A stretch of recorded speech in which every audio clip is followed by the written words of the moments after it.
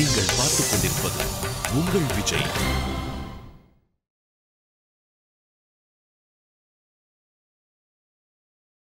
இரு துருவங்கள் என்ற தலைப்பிலே உங்களிடையே உரையாற்ற வருகிறார்கள் பேராசிரியர் இளம்பிறை மணிமாறன் அவர்கள். அவர்களை அன்புடன் மேடைக்கு அழைக்கிறார். இதிகாச புராணங்களிலும் இலக்கியங்களிலும் பல இரு துருவங்களை நாம் பார்த்திருக்கிறோம்.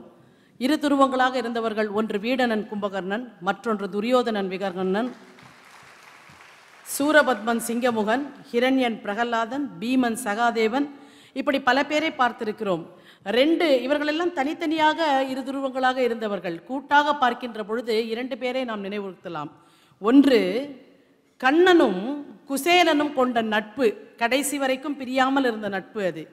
மற்றொன்று, துரோணருக்கும் துருபதனுக்கும் இடையிலே தொடக்கத்தில் இருந்த நட்பு, அந்த நட்பு சிதைந்து போனதனால் ஏற்பட்ட விஷயங்கள். ஒன்று பௌர்ணமியாக மிளிர்ந்தது, மற்றொன்று அமாவாசையாக தேர்ந்தது. இப்பொழுது நாம் பார்க்க போவது பௌர்ணமியா அமாவாசையா என்பதை பொறுத்திருந்து பார்ப்போம். இரு துருவங்கள் தலைப்பிலே உங்களிடையே பேராசிரியர் இளம்பிறை மணிமாறன் அம்மா அவர்கள். மேடையை அவர் வசம் ஒப்படைக்கிறோம். உலகலாம் உணர்ந்து ஓதற்கரியவன், நிலவுலாவிய நீர்மெலிவேணியன், அழகில் ஜோதியன், அம்பலத்தாடுவான், மலர் சிலம்படி வாழ்த்தி வணங்குவான். உலகம் யாவையும் தாமிழவாக்கலும் நிலைபெறுத்தலும் நீக்கலும் நீங்களா, அழகிலா விளையாட்டுடையார் அவர் தலைவர் அன்னவர்க்கே சரண் நாங்களே. இரு துருவங்கள் என்கிற பதத்தை பலமுறை நாம் கேட்டிருப்போம். இணக்கமில்லாமல் எதிரும் புதிருமாக இருக்கிறவர்களை இரு துருவங்கள் என்று சொல்லுவது பழக்கம். நாம் பார்க்கிற மனிதர்களில் பல பேர் சான்றாண்மை மிகுந்த நல்ல குணமுடையவர்களாக, ஒருவரோடு ஒருவரை ஒப்பிட்டு பேசக்கூடிய விதமாக இருப்பார்கள். இன்னும் சிலர் யாரோடும் ஒப்பிட முடியாதபடி உயர்தனி சிறந்த குணமுடையவர்களாக இருப்பார்கள். அதிலும் சிலர் ஒருவரோடு ஒருவர் இணைத்து பார்க்க முடியாத அளவுக்கு குண வேறுபாடு உடையவர்களாக இருப்பார்கள். அப்படிப்பட்டவர்களைத்தான் இரண்டு துருவங்களைப் போல் இருக்கிறார்கள் என்று சொல்லுவார்கள். பாரத கதையிலேயும் இப்படிப்பட்ட கதாபாத்திரங்களை நம்மால் பார்க்க முடியும். உலகத்திலேயே மிகப்பெரிய கதை என்று சொல்லப்படுகிற பாரத கதையில் ஏராளமான சம்பவங்கள், சிறுகதைகள், கதாபாத்திரங்கள், உலக நடைமுறைகள், தர்மங்கள் என்று ஏராளமாக பேசப்பட்டிருக்கிற பாரத கதையில் நாம் எந்த கோணத்தில் சிந்தித்தாலும் அறிவுரை பெறுவதற்கும் உலக நடைமுறைகளை தெரிந்து கொள்வதற்கும் நிறைய இடம் உண்டு. அந்த கோணத்தில் சிந்தித்து பார்த்தால் பாரத கதையினுடைய கதாபாத்திரங்களின் மூலமாகவும் நமக்கு பல்வேறு விதமான படிப்பினைகள் கிடைத்து கொண்டேதான் இருக்கும்.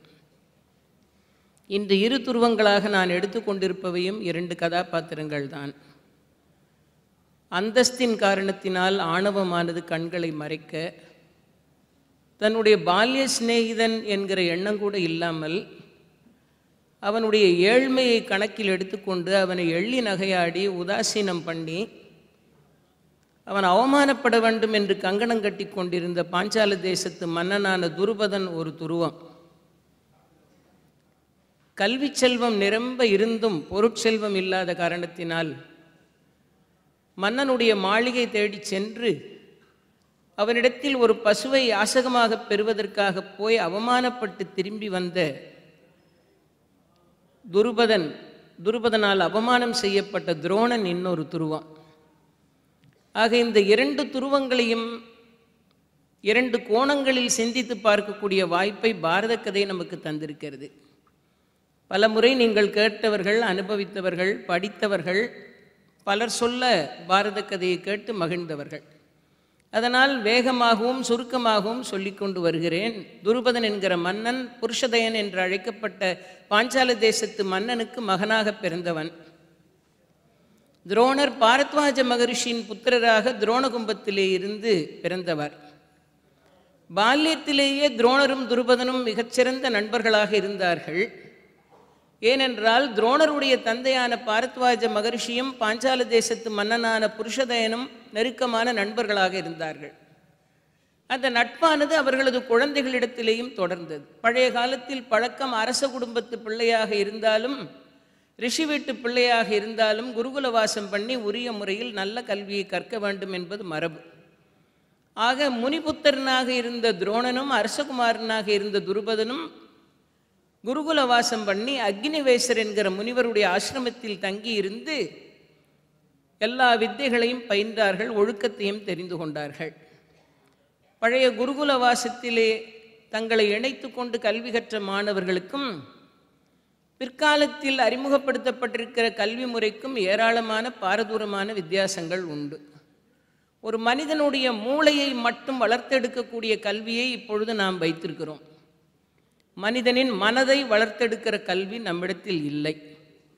நாட்டில் பெரும்பாலும் குற்றங்கள் பெருகி கொண்டிருப்பதற்கு மன வளர்ச்சியின்மைதான் மிகப்பெரிய காரணமாக அமைந்திருக்கிறது. பழைய காலத்து குருகுலங்களில் அப்படி இல்லை.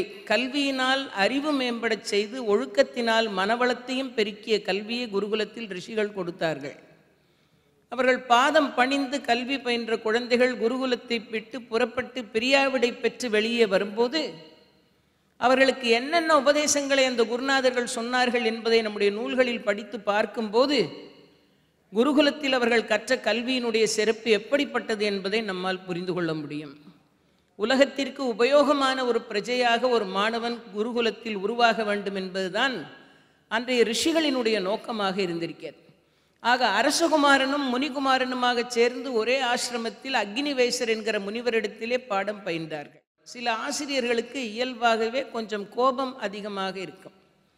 அவர்களிடத்தில் பயிலக்கூடிய மாணவர்கள் எல்லோரும் ஒரே விதமான அறிவாற்றலோடு இருக்க மாட்டார்கள். சிலர் ஒருவேளை சொன்னால் புரிந்து கொள்வார்கள், சிலருக்கு 10 முறை சொன்னால்தான் புரியும், சிலருக்கு 100 முறை சொன்னாலும் புரியாது.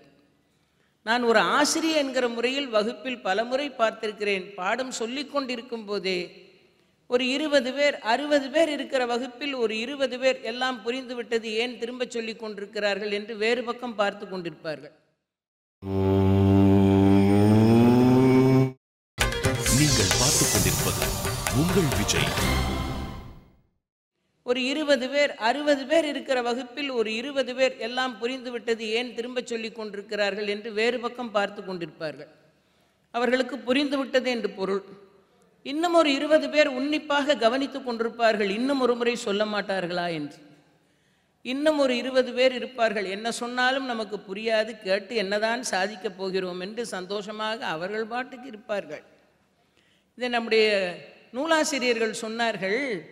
நினைத்த மாத்திரத்தில் ஆசிரியர் சொல்லிக் கொண்டிருக்கும் போதே அவர் என்ன சொல்ல வருகிறார் என்பதை புரிந்து கொள்ளுகிற புத்தியுடைய மாணவர்கள் கற்பூர புத்தியுடையவர்கள் என்றார்கள். நெருப்புக்கு பக்கம் கொண்டு போனாலே பற்றி கொள்ளும்.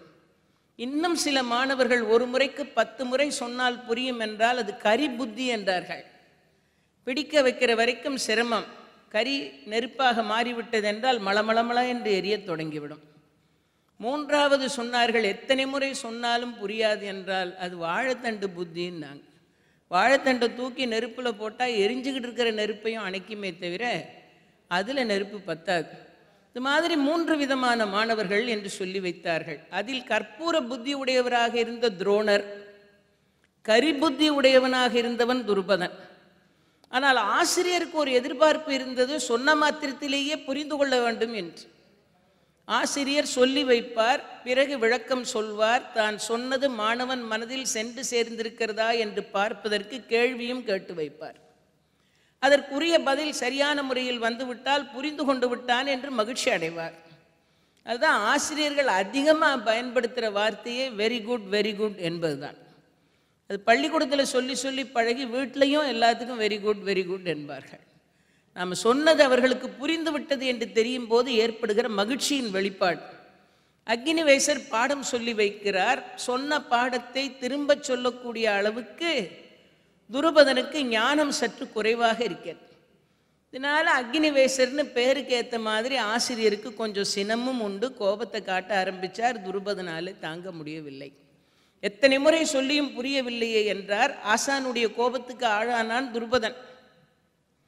மாலை நேரத்தில் துருபதனும் துரோணரும் தனியாக இருக்கும்போது துரோணர் சொன்னார், துருபதா கவலைப்படாது, ஆசிரியர் சொல்லி வைப்பதையெல்லாம் மறந்து போகிறாய். இவைகளையெல்லாம் நீ மறக்காமல் இருப்பதற்கு நாம் தனியாக இருக்கும்போது கற்ற பாடத்தை மீண்டும் மீண்டும் சொல்லி நான் உனக்கு நினைவுபடுத்துகிறேன். நீ மறந்த வித்தைகளையெல்லாம் உனக்கு ஞாபகப்படுத்தி வைக்கிறேன். ஆசிரியர் சினத்திலிருந்து நீ தப்பித்து கொள்ளலாம் என்று இந்த காலத்தில் வகுப்பில் போய் படிச்சுட்டு வீட்டுக்கு வந்து 5 மணிக்கு மேலே டியூஷன்னு போகிறாங்களே, அதே மாதிரி ஆசிரியர் சொல்லிக் கொடுத்த பிறகு மாலை நேரத்தில் துரோணர் சொல்லிக் கொடுக்க துருபதன் நன்றாக கற்றுக்கொண்டார். ஆசிரியர் சொல்லிக் கொடுப்பது நல்லபடியாகத்தான் புரியும்.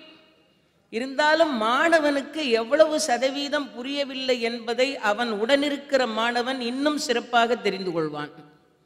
ஏனென்றால் அவன் மாணவனின் நிலையிலிருந்து பார்த்து கொண்டிருப்பான்.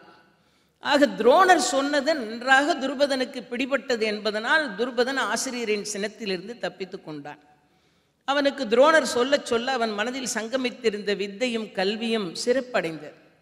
அப்பொழுது துருபதன் துரோணரை பார்த்து சொன்னான், என் தந்தை புருஷதேயனுக்கு பின்னால் நான் தான் பாஞ்சால தேசத்திற்கு மன்னனாக போகிறேன். நான் பாஞ்சால நாட்டுக்கு மன்னனாகிவிட்டால் மறந்த இந்த வித்தையை எனக்கு சொல்லி வைத்தாய் பார், அதற்கு பிரதியுபகாரமாக என் சாம்ராஜ்யத்தில் பாதியை உனக்கு கொடுத்து விடுவேன் என்றான். இது குருகுலவாசம் பண்ணுகிற காலத்தில் துருபதன் துரோணரிடத்தில் சொன்ன வார்த்தை. அதற்கு பிறகு குருகுலவாசம் முடிந்தது. பிரியாவிடை பெற்றுக்கொண்டார்கள். 2 பேரும் புறப்பட்டார்கள். பழைய காலத்தில் பிரம்மச்சரியம், கிரகஸ்த வாழ்க்கை, அப்புறமா சந்நியாசம், வானப்பிரஸ்தம்னு இருந்தது. அதற்கு சொல்லி வைக்கப்பட்டிருக்கிற வயதுகளையெல்லாம் இப்போ நான் சொல்ல மாட்டேன். ஏன்னா அது இப்போ பொருந்தாமல் இருக்கும். ஒரு குறிப்பிட்ட காலம் வரைக்கும் தான் கிரகஸ்த வாழ்க்கைன்னு பழைய காலத்தில் இருந்தது. அப்புறமா வானப்பிரஸ்த வாழ்க்கை செய்கைகளை பிரம்மத்தில் சாத்திட்டு தாமரையில் தண்ணி மாதிரி வாழணும்னு வைத்தார்கள். அதுக்கப்புறமா சந்நியாச வாழ்க்கை, லோகக்ஷேமத்துக்காக வாழ்கிற வாழ்க்கை, இப்படி 4 படித்தரமாக வைத்திருந்தார்கள். ஆக பிரம்மச்சரிய வாழ்க்கை முடிந்து கிரகஸ்த வாழ்க்கைக்குள்ள 2 பேரும் அடியெடுத்து வைத்தார்கள். துருபதன் திருமணம் செய்து கொண்டான். புருஷதேயன் வானுலகம் சென்றதனால் பாஞ்சால தேசத்துக்கு மன்னனானான். இங்கே துரோணர் திருமணம் பண்ணி கொண்டார். கிருபி என்கிற ஒரு பெண்ணை கல்யாணம் பண்ணிட்டு அஸ்வத்தாமான்னு ஒரு குழந்தை வந்து பிறந்தார். இந்த வாரியார் சுவாமி எழுதும்போது தன்னுடைய வியாக்கியானத்தில் எழுதினார், இந்த குழந்தை பிறந்த உடனே இந்த அஸ்வத்தாமா இதற்கு பல விளக்கங்கள் சொல்லியிருக்கிறார்கள். வாரியார் சுவாமிகள் எழுதினார், இந்த குழந்தை பிறந்த உடனே எல்லா குழந்தைகள் போலவும் குரல் கொடுக்காமல் இந்த குழந்தை அழுத குரல் குதிரை கனச்ச மாதிரி இருந்துதான். ஸ்தாமன்னா சப்தம், அஸ்வம்னா குதிரை. இந்த குதிரை சத்தம் கொடுத்த மாதிரி இந்த அழுகுரல் இருந்ததுனால இந்த குழந்தைக்கு அஸ்வத்தாமான்னு பேர் வைத்து விட்டார்கள் என்று. இப்படி அஸ்வத்தாமாங்கிற ஒரு குழந்தைக்கு தந்தையாக ஆனார் துரோணாச்சாரியார். இந்த பிரம்மச்சரிய வாழ்க்கை என்கிற குருகுல வாசம் பண்ணுற வரைக்கும் கவலையே இல்லை. பள்ளியில் படிக்கிற காலம் வரைக்கும் எல்லாரும் கவலையற்று போய் இருப்பார்கள். அது பசுமை நிறைந்த நினைவுகளாக இருக்கும். அப்புறம் இல்லற வாழ்க்கைன்னு அடியெடுத்து வச்சு வந்த பிறகுதான் பொறுப்புகள் தோளை அழுத்துகிற போது என்ன செய்வது என்று தெரியாமல் இந்த கடமையை முடித்து விடலாம் என்று சிரமப்பட்டு முடிக்கிற போது அடுத்த கடமை ஒன்று காத்திருக்கும். ஆக ஒன்றிலிருந்து இன்னொரு கடமைக்கு மாற்றி மாற்றி பொறுப்புகளை சுமக்கக்கூடிய கிரகஸ்த வாழ்க்கைக்குள்ள 2 பேரும் அடியெடுத்து வைத்தார்கள். துருபதன் மன்னனானான். சாம்ராஜ்யத்தை அரசாட்சி பண்ண தொடங்கினான். அரசனானதுனால ஆனந்தமாக தன்னுடைய அரசாட்சியை நடத்தி கொண்டிருந்தான். துரோணரோ கிருபி என்கிற பெண்ணை திருமணம் பண்ணி அஸ்வத்தாமாங்கிற குழந்தையை பெற்றார். பெற்ற பிறகு துரோணருக்கு கிரகஸ்த வாழ்க்கையில் அவரால் அந்த வாழ்க்கையை கொண்டு செலுத்த முடியாத வறுமையில் திணறினார். துரோணாச்சாரியார் கொண்டு செல்ல முடியாத வறுமையில் திணறினார். அப்போதான் ஒரு செய்தி வந்து சேர்கிறது, கல்வி செல்வம் இருக்கிறது, பொருட்செல்வம் இல்லை. இன்னும் சொல்லப்போனால் குழந்தைக்கு பால் புகட்டக்கூட வழி இல்லாத வறுமையில் இருந்தார் துரோணர். அப்பொழுதுதான் ஒரு செய்தி வந்து சேர்ந்தது, பரசுராம மகர்ஷி தன் உடைமைகளையெல்லாம் அந்தணர்களுக்கு தானமாக கொடுக்க போகிறார் என்று ஒரு செய்தி வந்தது. இதை கேள்விப்பட்ட உடனே துரோணர் பார்த்தார், குழந்தையோடு சிரமப்படுகிறோமே, போய் பரசுராமரிடத்தில் ஏதாவது பொருள் பெற்று வந்தால் சரியாக இருக்குமே என்று பரசுராமரை தேடி போனார். பரசுராம மகரிஷி துரோணரை பார்த்த உடனே சொன்னார், அப்பா நீ கொஞ்சம் முன்னால் வந்திருக்கலாமே, நான் எல்லா பொருளையும் தானம் பண்ணிட்டேனே, அந்தணர்களுக்கு தானம் பண்ணிட்டேன். இப்போ என்னிடத்தில் மீதம் இருப்பது 2 தான். ஒன்று என்னோட வித்தை, இன்னொன்று என்னோட சரீரம். இது 2 தவிர வேறு எதுவும் இல்லைன்னார். உடனே வந்த துரோணர் சொன்னார், அப்படியானால் அந்த வித்தையவாவது எனக்கு தானமாக கொடுங்கள் என்றார். பரசுராம மகரிஷி எல்லா வித்தைகளையும் ஒரு 7 பகலில் துரோணாச்சாரியாருக்கு சொல்லி வைத்தார். துரோணரை மாதிரி ஒரு தலை சிறந்த வீரர் இருக்கவே முடியாது. 7 நாளில் பரசுராமரின் மனதில் சங்கமமாகி இருந்த அனைத்து வித்தைகளையும் 7 பகலில் கற்றார்னு பாரத கதை சொல்லுகிறது. ஈரேழு விஞ்சையும் தன்னை ஈன்றவன் பால் எய்தி தன் தந்தையான பாரத்வாஜ மகர்ஷியினிடத்திலிருந்தும் பல கலைகளை கற்றுக்கொண்டு நீரேள் என்ன யாவும் நிறைந்த கேள்வி நெஞ்சத்தான். அப்படி எப்படி ஆழ் சமுத்திரத்தில் தண்ணீர் நிரம்பி வழிகிறதோ அதுபோல கல்வி கேள்விகளால் நிரம்பிய மனதை உடையவன் கேள்வி நெஞ்சத்தான் என்று பாரத கதை துரோணரை வர்ணிக்க. பாரேழ் என்னும் படைகள் பரசுராமன் பால் ஈரேழு படைகள், ஈரேழு உலகத்தையும் வெல்லக்கூடிய படைகளை பரசுராமரிடத்திலிருந்து ஓரேழு பகலில் பயின்றான், உலகுக்கு ஒருவன் என்று பாராட்டினான் வில்லி. இந்த உலகத்தில் யாரும் அப்படி பயில முடியாது. எல்லா வித்தைகளையும் 7 நாட்களில் பரசுராம மகர்ஷியினிடத்திலிருந்து கற்றுக்கொள்ளக்கூடிய ஆற்றல் உடையவராக துரோணர் இருந்தார். ஆக 14 கலைகளிலும் தலை சிறந்து விளங்கினார் என்று எழுதினார்கள். 4 வேதம், அப்புறமா வேதாங்கங்கள், உபாங்கங்கள் எல்லாத்தையும் கரைச்சு குடிச்சிருந்தார். ஆக 14ஐயும் கரைத்து குடித்த சமுத்திரம் மாதிரி இருந்தார் துரோணர். ஒரு கல்வி கடலாய் இருந்தார். நீங்கள் பார்த்துக் கொண்டிருப்பது உங்கள் விஜய். 14ஐயும் கரைத்து குடித்த சமுத்திரம் மாதிரி இருந்தார் துரோணர். ஒரு கல்வி கடலாய் இருந்தார். ரிக்யஜூர், சாமம், அதர்வணம் என்கிற 4 வேதங்கள் அவருக்கு அத்துப்படியா இருந்தது. அப்புறம் சிக்ஷை, வியாக்கரணம், நிருத்தம், சந்தம், அப்புறமா ஜோதிஷம், கல்பம் என்கிற 6 வேதாங்கங்களும் அத்துப்படியா இருந்தது. அப்புறம் தர்க்கசாஸ்திரம், தர்மசாஸ்திரம், மீமாம்சை, புராணம் என்கிற 4 விதமான உபாங்கங்களும் அத்துப்படியா இருந்துச்சு. ஆக 14ஐயும் கரைத்து குடித்திருந்தார் துரோணாச்சாரியார். ஆனால் வீட்டில் வறுமை தலைவிரித்து ஆடியது. வீட்டில் வறுமை தலைவிரித்து ஆடியது. பரசுராம மகரிஷிக்கு துரோணருக்கு கொடுக்கறதுக்கு ஒன்றும் இல்லாததுனால தன் வித்தையை கொடுத்தார். ஆனால் துரோணருடைய வறுமை தீர்ந்த பாடில்லை. பரசுராம மகர்ஷியினிடத்திலிருந்து ஓரேழு பகலில் வித்தையெல்லாம் கற்று முடித்து விட்டு மீண்டும் தன்னுடைய இல்லத்துக்கு திரும்பி வந்து சேர்ந்தார். வந்தால் மனைவி சொல்லுகிறாள், வறுமை வாட்டி எடுக்கிறது, பாருங்கள் குழந்தைக்கு பால் புகட்டக்கூட வழி இல்லை. இந்த அஸ்வத்தாமா பசுவின் பாலை குடிப்பதற்கு வழி இல்லாததனால் அவன் பசியை போக்குவதற்கு மாவை கரைத்து பால் போல் ஆக்கி ஊட்ட வேண்டிய நிலையில் நான் இருக்கிறேன் என்று சொன்னாள் கிருபி என்கிற துரோணரின் மனைவி. இந்த மாவை கரைச்சி குடித்த முதல் ஆள் அஸ்வத்தாமா தான். அதுக்கப்புறம் தான் அது ரொம்ப ஓஹோன்னு அது ஒரு பழக்கமாக வந்து சேர்ந்துச்சு. பால் புகட்டுவதற்கு வழியில்லை, அதனால் மாவின் பாலை அருந்தி வளர்ந்தான் அந்த மரபுக்குரிய மைந்தன் அப்படின்னு எழுது பாரதம்.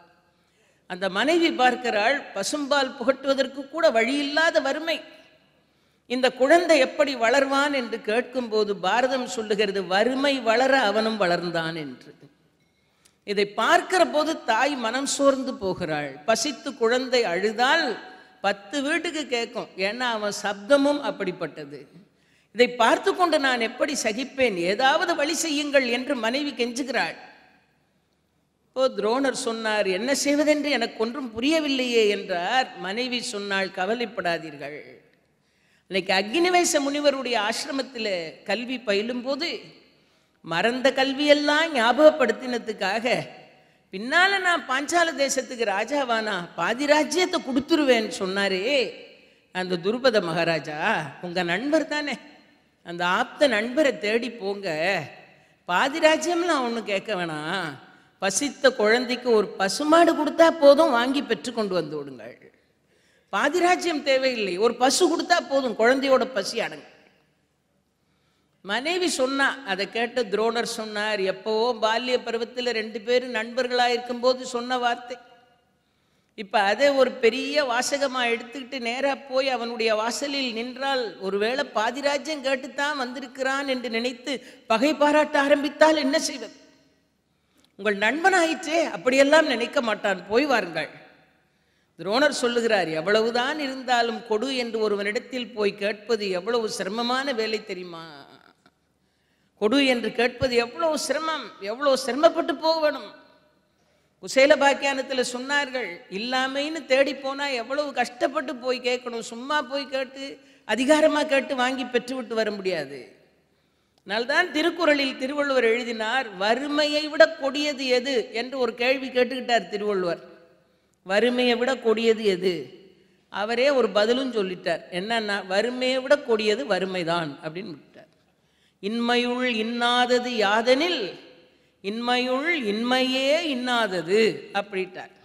ஏன்னா அவ்வளவு கொடுமையானது வறுமை. அதுலேயும் அந்த வறுமைப்பட்டு போய் கிடக்கிறவன் வசதியான ஒருவரிடத்தில் போய் கொடுங்கள் என்று கேட்டு நிற்பது என்பது சாதாரணமான வேலை அல்ல. எனக்கு ஒரு 1000 ரூபா தேவைப்படுது கொடுங்கன்னு அதிகாரமாக போய் கேட்க முடியுமா? ஒருவர் கேட்க வேண்டும் என்றால், கேட்கறதுக்காக புறப்பட்டு போகணுமானால் எவ்வளவு சிரமங்களை அனுபவிக்க வேண்டும் என்று ஒரு நூலாசிரியன் எழுதினான். குசேல பாக்கியானத்தில் எழுதினான். அவன் சொன்னால், நேராக போய் எனக்கு இப்படி ஒரு தேவை இருக்குது கொஞ்சம் கொடுத்து உதவுங்கன்னு கேட்க முடியாது.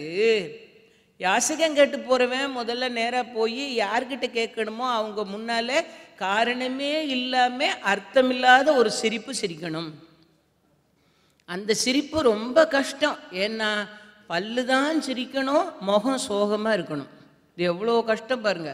பல்லு சிரிச்சா மாதிரி இருக்கணும், ஆனால் முகம் சோகமாக இருக்கணும். அப்படின்னா தான் யாசகம் கேட்டு போக முடியும். அப்புறமா முகத்தை சோகமாக வச்சுக்கிட்டு இவன் சிரிக்கிறானே சந்தோஷமாக இருக்கான் அப்படின்னு நினைக்கப்படாது. வாங்குறவங்க முகத்தை பார்த்தா சோகமாக இருக்கணும், ஆனால் பல்லு மட்டும் தெரியும்படியாக சிரிக்கணும். அப்புறமா என்ன செய்யணும்? கையை விரித்து நீட்டணும். ஏதாவது உபகாரம் பண்ணுங்கன்னு என்னென்ன சொல்ல முடியுமோ அதையெல்லாம் சொல்லணும்.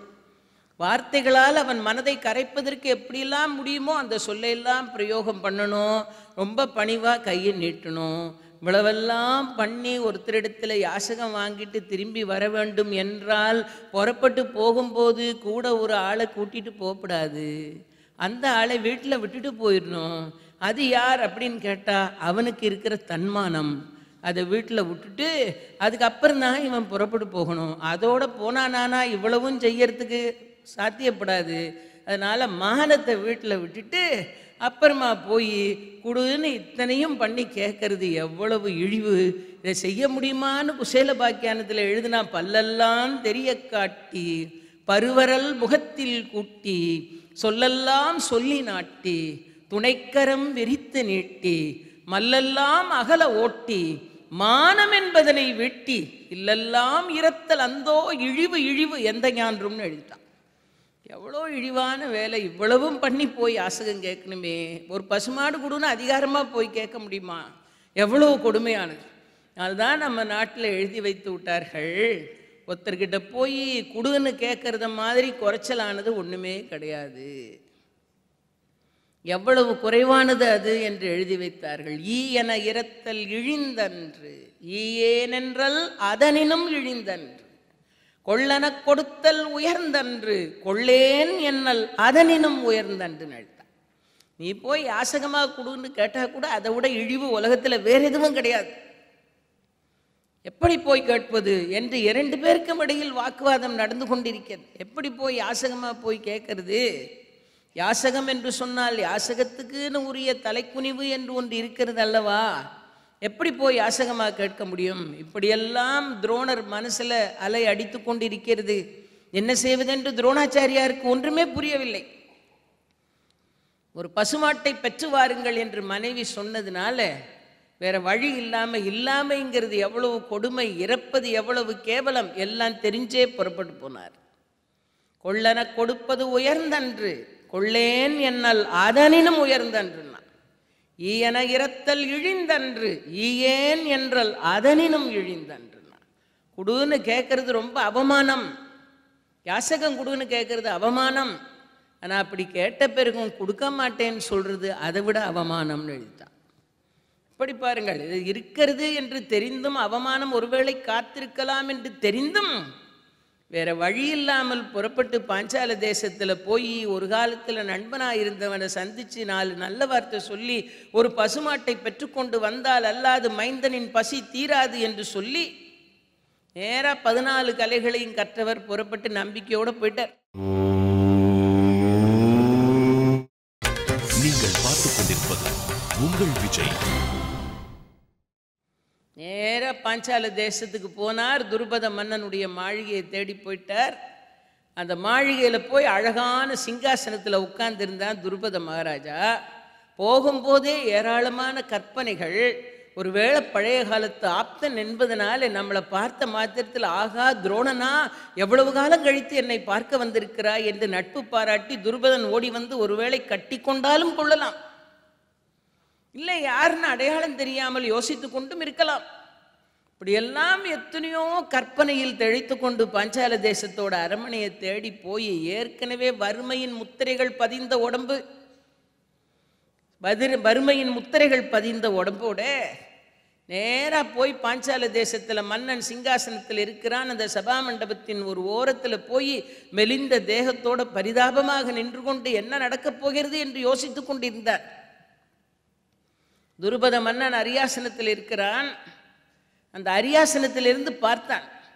ஓடி வருவான், துரோணனா என் நண்பனா என்று சொல்லுவான் என்கிற கற்பனைக்கெல்லாம் இடமில்லாமல் அதிகாரத்தில் உட்கார்ந்திருந்தான் துருபத மகாராஜா.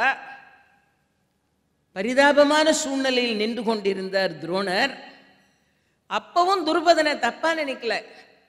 ஒருவேளை பால்ய நண்பனா இருந்தவன் அப்பொழுது என்னை பார்த்திருப்பானே, அந்த உருவம் வேறாக இருந்திருக்கும்.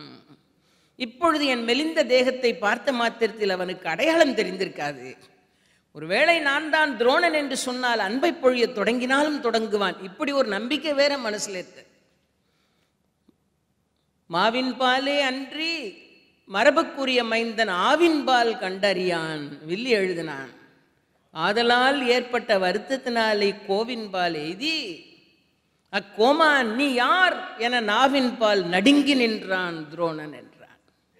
போய் நம்ம துரோணன்னு தெரிஞ்சா ஆகாய ஆப்த நண்பனான்னு சொல்லுவான்னு எதிர்பார்த்து நிற்கும் போது அரியாசனத்தில் இருந்தவன் கண்கள் துரோணரை பார்த்தது. பார்த்தவன் கேட்டான், நீ யார் என்றான். நீ யார் என்ற அடையாளம் தெரியாமல் கேட்ட கேள்வி அல்ல, யார் என்று தெரிந்து கொண்டே கேட்டான், நீ யார். உடனே துரோணாச்சாரியார் சொன்னார், மன்னவா என்னை அடையாளம் தெரியவில்லையா? ஒருவேளை வறுமையில் உருமாறி போயிருப்பதனால் என்னை அடையாளம் தெரியாமல் இருக்கலாம். நான் வேறு யாரும் அல்ல, நான் தான் உங்கள் ஆப்த நண்பன் துரோணன் அப்படின்ட்டார். உடனே அந்த மன்னன் சொன்னான், துரோணன் என்று சொல்வதோடு நிறுத்திக்கொள், நண்பன் என்றெல்லாம் பேசாதே என்றான். நீ யார் என்று கேட்டால் துரோணன் என்று சொல், ஏன் நண்பன் என்று சொல்லுகிறாய்? யாருக்கு யார் நண்பன்? துருபதன் கேட்டான். அட்ட தரித்திரத்தில் இருக்கிற ஒருவன் ஒரு மகாராஜாவுக்கு நண்பனாக இருக்க முடியுமா? படிப்பு வாசனையே இல்லாத ஒரு பாமரன் ஒரு பண்டிதனுக்கு நண்பனாக இருக்க முடியுமா? உலக ஆசாபாசங்களை எல்லாம் துறந்த ஒரு துறவி ஒரு காமுகனுக்கு நண்பனாக இருக்க முடியுமா? யாருக்கு யார் நண்பன்? துரோணன் என்று சொல்லுவதோடு நிறுத்திக்கொள். கர்ணகடூரமான வார்த்தைகள் துருபதனுடைய வாயிலிருந்து புறப்பட்டு வந்தது. இப்பவும் துரோணர் தப்பா நினைக்கல. இப்ப துரோணர் நினைச்சார், ஓஹோ பாதி ராஜ்யத்தை கொடுப்பேன்னு சொன்னானே, அதை ஞாபகத்தில் வச்சு வாங்க வந்துட்டான் போலன்னு ஒருவேளை துருபதன் நினைச்சிட்டானோ என்னவோ, அதனால்தான் இவ்வளவு சீற்றமோ. பாதி ராஜ்யம்லாம் ஒன்றும் வேணாம், ஒரு பசு கேட்டு தான் வந்தேன்னு சொன்னால் கோபம் தணிஞ்சு போகலாம் அப்படின்னு நினைத்து கொண்டு, மன்னவா என்றோ ஒரு நாள் விளையாட்டாக சொன்ன பாதிராஜ்யத்தை இந்த துரோணன் கேட்டு வந்து விட்டான் என்று நினைத்து சினப்படுகிறீர்களா? பாதிராஜ்யம் எல்லாம் ஒன்றும் வேண்டாம், வீட்டில் பால் இல்லாமல் பசித்து அழுது கொண்டிருக்கிற என் குழந்தைக்கு ஒரு பசு கொடுத்தால் போதும் என்றான். இவ்வளவு இறங்கி வந்து கேட்ட பிறகு துருபதன் சொன்னா, 14 வித்தைகளையும் கரைச்சு குடிச்சையே, நீ கற்ற கல்வி கேவலம் நீ பெற்ற பிள்ளைக்கு பால் புகட்ட கூட உதவலையா? அதுக்கு மேல ஒரு வார்த்தை கேட்டான், தரித்திரன் கற்ற கல்வினால யாருக்கு என்ன லாபம் என்றான். தரித்திரன் கற்ற கல்வி அதனால யாருக்கு என்ன புண்ணியம்? 14 வித்தைகளையும் கரைத்து குடித்த உனக்கு பெற்ற குழந்தையின் பசி போக்க கூட வழி தெரியவில்லையா? எவ்வளவு அவமானப்பட்டிருப்பார் துரோணர். அவர் பட்ட அவமானத்துக்கு அளவே கிடையாது. அவ்வளவெல்லாம் துரோணரை பழிக்க முடியுமோ அவ்வளவெல்லாம் பழித்தான். கொடுப்பதற்கு ஆள் இல்லாமல் எங்கிருந்து பாஞ்சால தேசத்தை தேடி வந்திருக்கிறாய்? உன் தனுர்வேதம் உன்னை காப்பாற்றவில்லையா? உன் வித்தை உன்னை காப்பாற்றவில்லையா?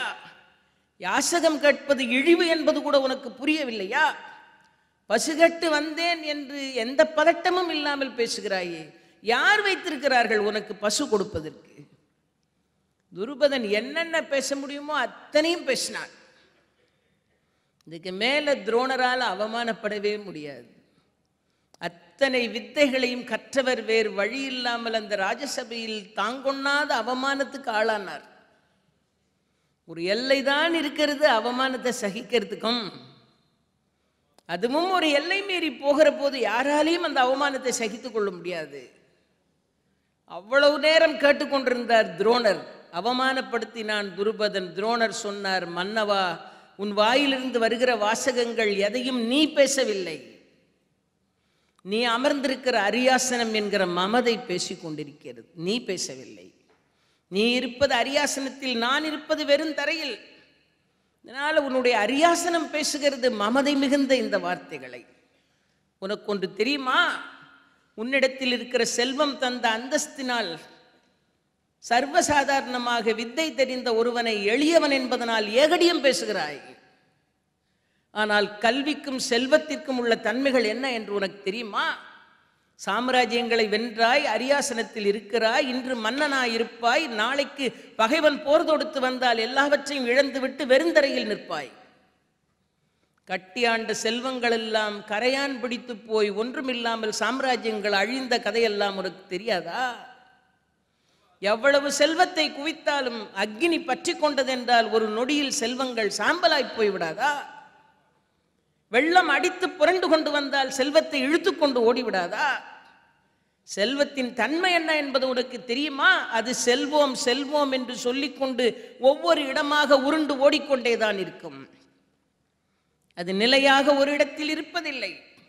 நிலையற்றதான ஒரு செல்வத்தை, வெள்ளத்தாலும் நெருப்பாலும் அழிக்கப்படுகிற ஒரு செல்வத்தை, கள்வராலும் கரையானாலும் கவரப்படுகிற ஒரு செல்வத்தை பெற்றிருக்கிறோம் என்பதனால் அரியாசனத்தில் உட்கார்ந்து ஆணவத்தில் பேசிவிட்டாய். உண்மையான செல்வம், நல்ல வழியில் சம்பாதிக்கப்பட்ட செல்வம் ஆணவத்தை கொண்டு தராது. அநியாயத்தினால் சேர்க்கப்பட்ட செல்வம் ஆணவத்தை கொண்டு தரும். உன் செல்வமும் முறையான செல்வம் அல்ல. என்னை ஏகடியம் பேசுகிறாய், ஏளனம் செய்கிறாய். என்னிடத்தில் செல்வம் இல்லை, ஆனால் என்னிடத்தில் கல்வி இருக்கிறது. கல்வியின் கதை என்ன என்று உனக்கு தெரியுமா?